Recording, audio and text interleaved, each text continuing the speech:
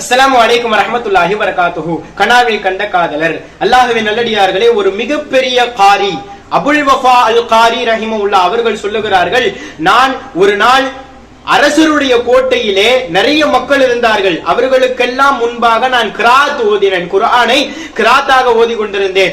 ஆனால் அந்த மக்கள் எல்லாம் அவர்களுக்கு மத்தியிலே பேசிக் கொண்டிருந்தார்கள். நான் ஓதும் கிராத்தை யாருமே கேட்கவில்லை.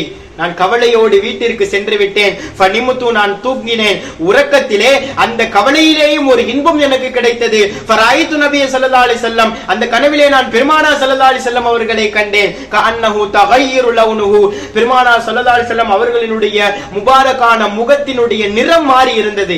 கோபத்தோடு இருந்தார்கள். என்னை பார்த்து கேட்டார்கள், அத்தக்ரஉல் குர்ஆன், அந்த அரசர்களுக்கு மத்தியிலே நீங்கள் குர்ஆனை கிராத்தாக ஓதினீர்களா என்று கேட்டார்கள். நான் ஆம் என்றேன்.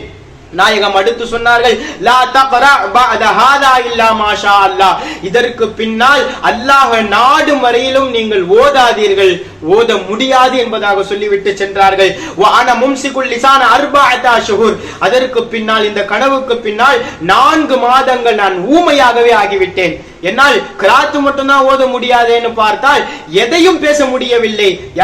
யாரிடத்திலாவது நான் எதையாவது பேச விரும்பினால் பேப்பர்ல எழுதிதான் காட்டுவேன், அவர்கள் புரிந்து கொள்ளுவார்கள்.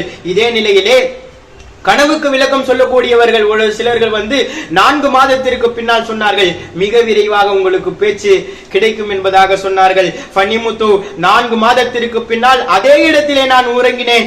மீண்டும் பெருமானாரை காணும் பாக்கியத்தை பெற்றேன். ஃபராயிது ஃபில் மனாமி யதஹல்லலு வஜ்ஹு, பெருமானாரினுடைய முபாரக்கான முகம் முதல் தடவைக்கு மாற்றமாக அந்த நிலவை போல் சந்திரனை போல் ஒளிமயமாக இருந்தது. என்னிடத்திலே கேட்டார்கள், தௌபா செய்து விட்டீர்களா? நான் கூறினேன், யா ரசூலல்லாஹ், நான் தௌபா செய்து விட்டேன் யா ரசூலல்லாஹ் என்று சொன்னதும் அவர்கள் சொன்னார்கள், ஓ ஹுருஜ் லிசானக, உங்களுடைய நாவை நீட்டுங்கள் என்றார்கள். நான் நீட்டினேன். ஃபமஸஹ லிசானி பிஸபாபதிஹி, அவர்களினுடைய முபாரக்கான கரத்தை வைத்து என்னுடைய நாவை தடவி விட்டார்கள்.